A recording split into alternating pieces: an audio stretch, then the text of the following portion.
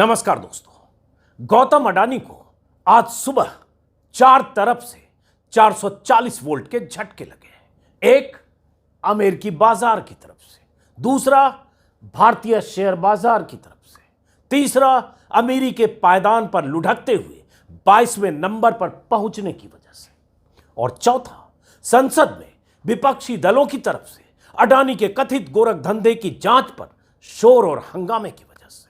इतना हंगामा हुआ कि दोनों सदनों में कार्यवाही तक स्थगित करनी पड़ी। आइए सिलसिलेवार ढंग से समझते हैं कि देश के सबसे बड़े अमीर चंद गौतम अडानी के साथ अब तक क्या हुआ है और क्या होने वाला है। हिंडनबर्ग रिपोर्ट आने के बाद गौतम अडानी की कंपनियों ने हर रोज की तरह आज भी शेयर बाजार खुलते ही जबरदस्त गोते लगाने शुरू किए। शेयर बाजार में शटर उठते ही एक बार फिर Adani enterprises, Adani green energy, Adani transmission जैसी कंपनियों के शेयर 10 से 35% तक टूटे। अडानी के धराशायी होने का आज आलम यह रहा कि बाजार खुलने के 4 मिनट के भीतर ग्रुप की 10 कंपनियों में से 7 कंपनियों के शेयर ने लोअर सर्किट को छू लिया और रसातल की तरफ जाने को बेताब दिखने लगे। अडानी एंटरप्राइजेज ने तो 3 दिनों में 55% तक नुकसान झेलकर बाजार में तबाही के कागार पर पहुंचने का रिकॉर्ड बनाया है। 9 दिनों की बात करें तो 76% नुकसान। बाजार खुलने से पहले अडानी के लिए एक झटके वाली खबर अमेरिका से भी आई। अमेरिकी शेयर बाजार से अडानी एंटरप्राइजेज को हटाने का ऐलान कर दिया गया। S&P डाउ जोन्स की तरफ से चंद लाइनों की प्रेस विज्ञप्ति में कहा गया कि अडानी ग्रुप पर स्टॉक में हेराफेरी और अकाउंटिंग फ्रॉड के आरोपों के बाद, मीडिया और स्टेक होल्डर एनालिसिस के बाद यह फैसला किया गया है कि 7 फरवरी से अडानी एंटरप्राइजेज डाउ जोन्स के इंडेक्स से बाहर हो जाएगा। यह अपने आप में एक ऐतिहासिक घटना है। ऐतिहासिक घटना इसलिए है क्योंकि हिंडनबर्ग रिपोर्ट के आने से पहले तक, यानी आज से 10 दिन पहले तक, अडानी दुनिया के अमीरों की लिस्ट में नंबर 3 पर थे। अमेरिका में भी उनका झंडा बुलंद हो रहा था और आज उसी अमेरिकी बाजार में उनकी कंपनी को इंडेक्स से बाहर करने का ऐलान कर दिया गया। इस सब का ही नतीजा है कि आज यह हुआ कि गौतम अडानी फोर्ब्स की लिस्ट में गोते लगाते हुए 22वें स्थान पर पहुंच गए। गौर से सुन लीजिए, महज 10 दिनों में 3 नंबर से 22 नंबर पर। गौतम अडानी के नेटवर्थ में हिंडनबर्ग रिपोर्ट के बाद ऐसा पलीता लगा है कि उनके नेटवर्थ में आज सुबह बाजार खुलने से पहले तक $61.8 बिलियन का नुकसान उन्हें हो चुका है। इसमें $12.5 बिलियन का नुकसान तो उन्हें एफपीओ वापस लेने के बाद और गुरुवार को राष्ट्र के नाम अपने संबोधन के बाद उठाना पड़ा। अगर इसे इंडियन करेंसी में कन्वर्ट करें तो अडानी के नेटवर्थ में से लगभग 5 लाख करोड़ हवा हो चुका है। 5 लाख करोड़ फिनिश, स्वाहा। इसी का नतीजा यह हुआ कि एशिया में अमीरी के बेताज बादशाह और दुनिया के तीसरे अमीर गौतम अडानी कल 17वें नंबर पर लुढ़क गए थे और आज के लॉस के बाद सीधे 22वें नंबर पर आ गिरे हैं। फोर्ब्स के हवाले से उनके लुढ़कान का यह सबसे ताजा आंकड़ा है। आज शाम तक पता चलेगा कि बाजार बंद होने के बाद अडानी कहां तक गिरे। मतलब गौतम अडानी के नेटवर्थ का लगभग आधा हिस्सा डूब चुका है। अगर अडानी की कंपनियों की बात करें तो सुबह बाजार खुलने तक गौतम अडानी के आर्थिक साम्राज्य का करीब $110 बिलियन यानी लगभग 9 लाख करोड़ स्वाहा हो चुका था। जी हां, 9 लाख करोड़ से ज्यादा। अडानी की कंपनियों को हर रोज 1.25 लाख से 1.5 लाख करोड़ का नुकसान हो रहा है।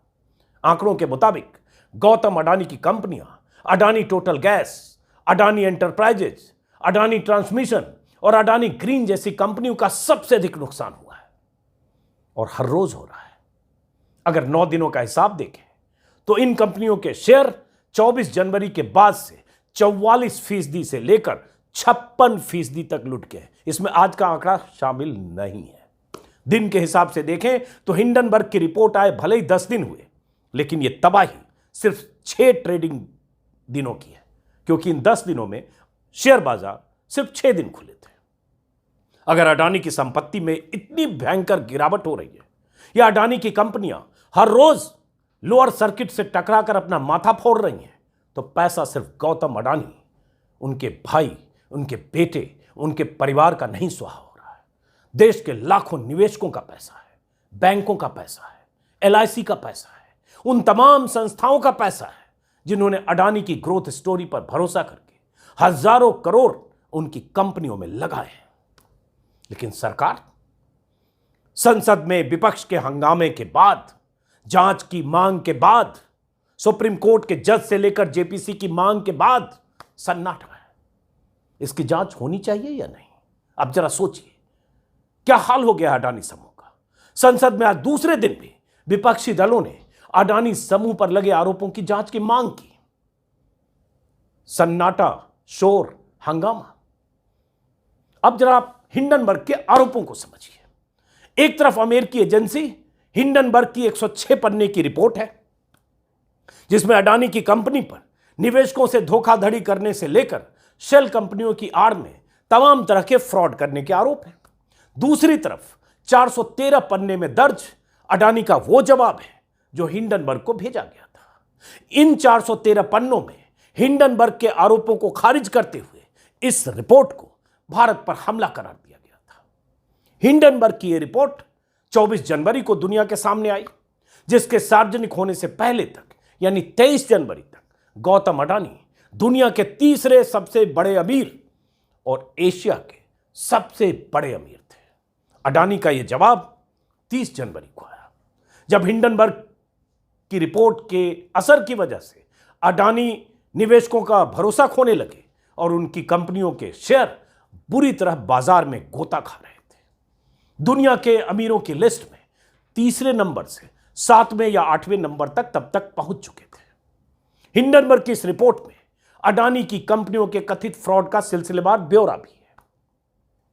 गौतम अडानी के भाई विनोद अडानी के नाम पर मॉरिशस में 38 सेल कंपनियों का जिक्र भी है और अडानी परिवार की तरफ से कई और टैक्स हेवन देशों में शेल कंपनियां बनाकर अपने ही पैसे को अपनी ही कंपनी में लगाकर हेराफेरी के आरोप भी हैं।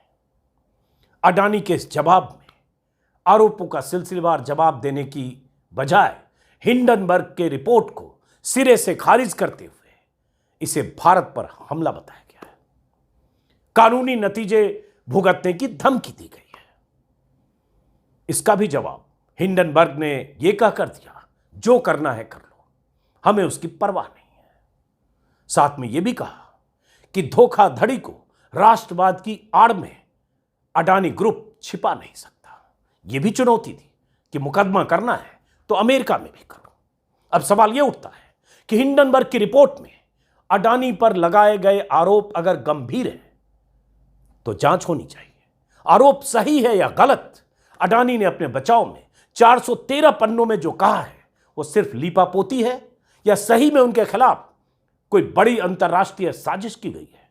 हकीकत इन दोनों फाइलों के बीच कहीं है। इसका पता कैसे चलेगा? जांच से। और जांच कौन कराएगा? भारत सरकार कराएगी। सेबी की जिम्मेदारी है, क्योंकि नियामक संस्था सेबी है। सेबी कहां है? सेबी के रहते यह सब हो रहा है, तो फिर जांच तो होनी चाहिए।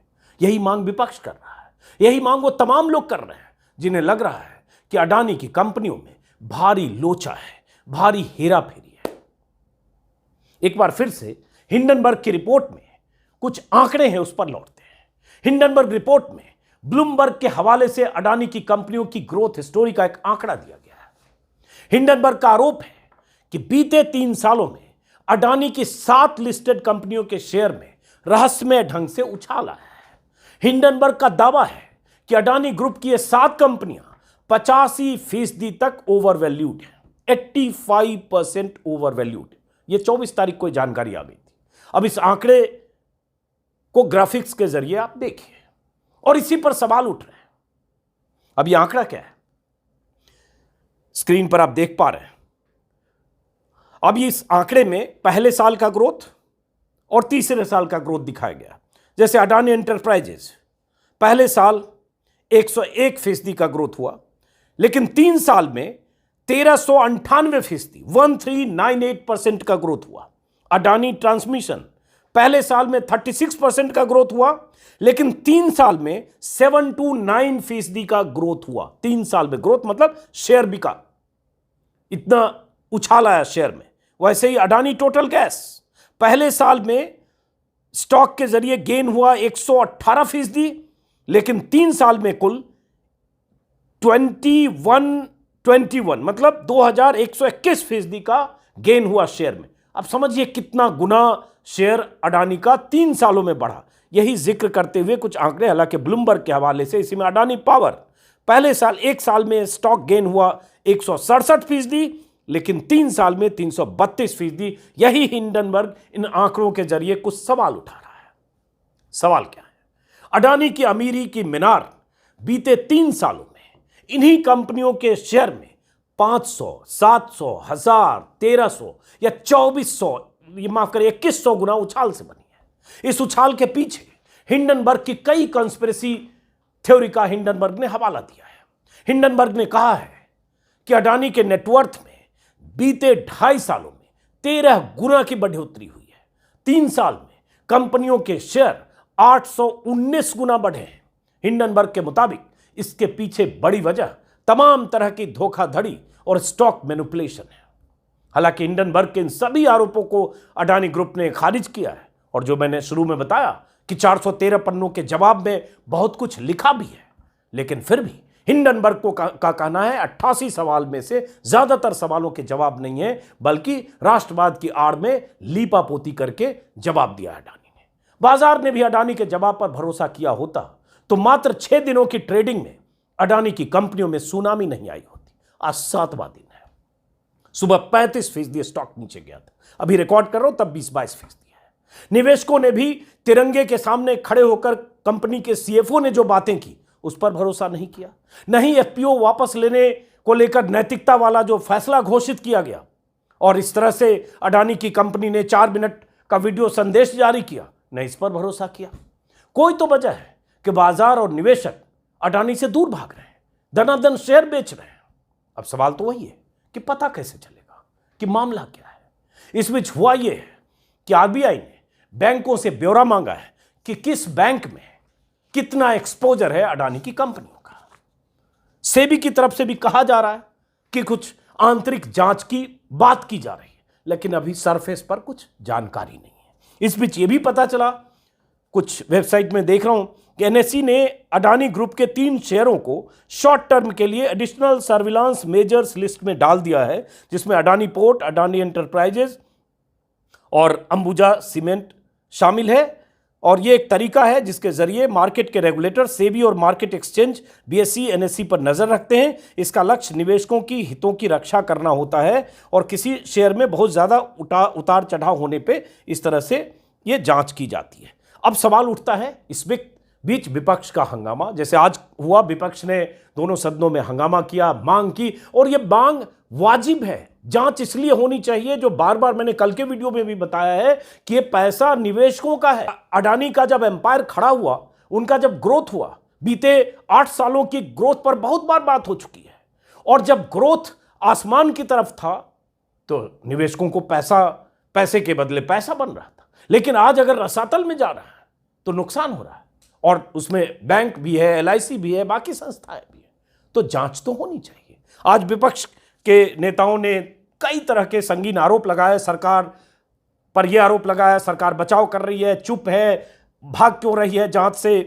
यह भी हुआ कि कांग्रेस प्रेसिडेंट मल्लिकार्जुन खड़गे ने विपक्ष की पार्टियों की मीटिंग बुलाई, जिसमें कांग्रेस, टीएमसी, आम आदमी party, Sapa, DMK, Janata Dal, left समेत 13 पार्टियां इसमें शामिल थी। यह भी हुआ, कांग्रेस की तरफ से कहा गया कि 6 फरवरी को देश भर के जिलों में जो एलआईसी और एसबीआई कार्यालय हैं वहां प्रदर्शन करेंगे विपक्षी दलों के नेता या कांग्रेस के नेता, ये कहते हुए कि शेयर बाजार का या अमृतकाल का सबसे बड़ा घोटाला है। घोटाला है या नहीं है, इसके बारे में न मैं कुछ कह सकता हूं, न जो कह रहा है उसके पास कोई उसका कागजी प्रमाण है। लेकिन जो हुआ, जो हिंडनबर्ग ने आरोप लगाया, उन आरोपों के बाद अडानी के शेयरों में जो गिरावट हुई 50% तक, 76% तक, अडानी एंटरप्राइजेस जो इतना लॉस हुआ, हर रोज 1 लाख करोड़, 1.25 लाख करोड़, 1.5 लाख करोड़, 9 लाख करोड़ तक स्वाहा हो गया। तो इसकी जांच तो होनी चाहिए।